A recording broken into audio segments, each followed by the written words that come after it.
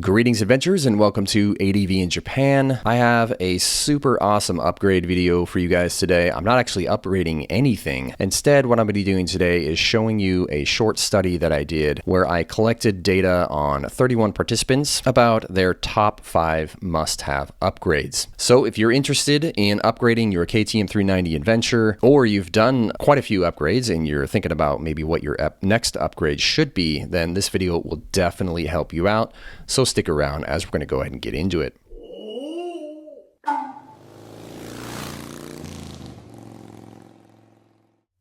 So before we get started, it's important to understand this is not a comprehensive study by any means. I just put 31 people in the room, essentially. We got together and came up with a list of 31 upgrades ranked by their importance. And I figured this would be much better than just listening to some random single dude on YouTube talking about their favorite or most important upgrades. So what I did in order to collect the data for this study is I went on to the KTM 390 Adventure Facebook forum and I asked you guys the following question. What are your top 5 must-have upgrades in order of importance to make this machine do what you love most, both off-road and on-road? It's quite clear that this bike is used both on-road and off-road. I mean, some people take it more off-road, some people take it more on-road, but it's pretty clear that most of us, the overwhelming majority of us, do some type of combination of off-road and on-road, which is why I wanted to include this. I also wanted to make sure that if you listed a brand, you must have done this upgrade yourself as well too. So I started us off with a rank of 1.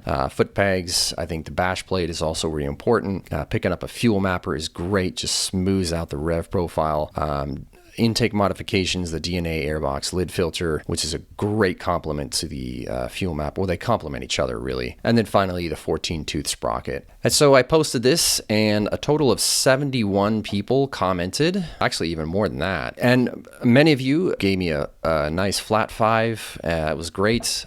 Several of you didn't feel like listing 5. Maybe you just gave me 1. Some of you guys actually commented on my actual rank itself. And so you kind of ranked my rank, which is fine. That's cool. You know, I kind of learned a little bit there too as well. So out of all these comments, out of all these people, I was able to pull out 31 participants that gave me a really good solid 1 through 5 rank of their must-have upgrades. And what I did is I went ahead and summed those and came up with 31 different upgrades ranked by both importance and frequency, and came up with a final list. So I'm going to go ahead and show you that list right now. All right, so this is the spreadsheet that I prepared. Now, just a disclaimer, this is actually not ranked yet. And basically in column B here, we've got all of the upgrades, and then all these numbers correspond with each of the different writers that's providing me their rank. So what I did first is I went through the posts and recorded all the different upgrades that these 31 different writers had mentioned. And then from there, I reduced this list down to its largest category. So for example, you've got exhaust. This includes all kinds of exhaust upgrades. So, you know, end caps, slip-ons, deletes, and all that stuff. The same goes for suspension. You got front and rear suspension upgrades. So yeah, I basically reduced this down to 31 unique upgrades. From there, for each participant, I recorded their rank and assigned a point value based on that rank. So obviously with, 5 points being awarded to the first rank and only 1 point being awarded to the item or the upgrade that was listed as ranked 5. And I did this for every single participant with the idea that, once I summed up all the points for a specific upgrade, this would tell me essentially how important that upgrade is. And then based on that importance, you could tell which is going to be ranked first, second, third, fourth, and fifth. So let's go ahead and take a look at the totals here. So you can see this is the total category, the total points. Let's go ahead and rank this list and see what we came up with. Okay, so it looks like flat pegs are ranked the highest. Skid plate comes in second, bar risers next, fuel mapper, and then sprocket. And we can see that this certainly is the case.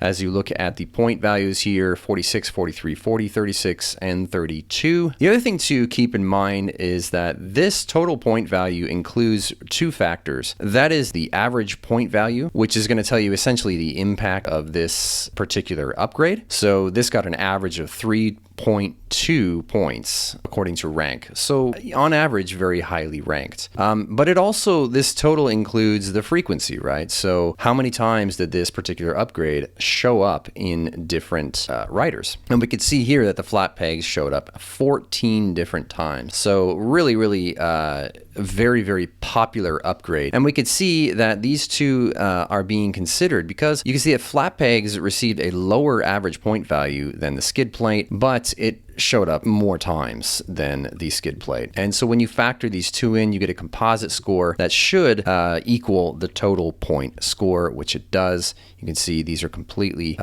correlated with each other. So it's important to understand that this total value here, really the idea of what importance means here is the impact as well as the popularity of the item. So now that we got that done, I'm going to go ahead and go through each one of these items and talk about some of the most popular brands that were recommended. I'm just going to go over probably the top 10. I'm going to show you some of the most common types of upgrades and also the most common brands. So for flat pegs, it was pretty much all over the place. We saw, I think for the most part, I want to say for foot pegs, we had the Motoren got 2 votes, one from me and from another user. The BDCW pegs were also popular. Okay, so next for the skid plate, this was kind of all over the place. We got the KTM Power Part base plate.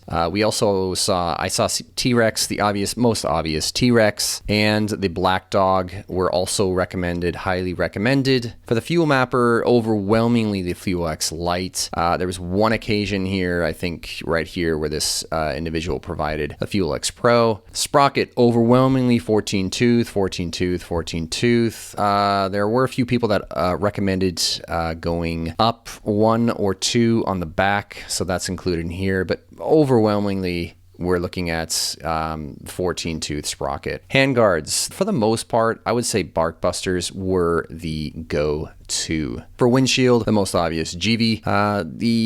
All the Express Raid Garage windshield got voted up as well too. For tires, oh man, this was all over the place. I want to say the Battle Axe got voted up. Definitely, I think there were 2 occasions where the Battle Axe got voted up. And also, less popular brand, the Tractionaires, Moto's Tractionaires, actually, I think got voted up too. And then we had 1 vote each for the Midas and Shinko. For the exhaust, the most common exhaust upgrades were the end cap and slip-on. And for each of those, I think the BDSB end cap was recommended for the end caps. And for the slip-on, there weren't very many recommendations, actually.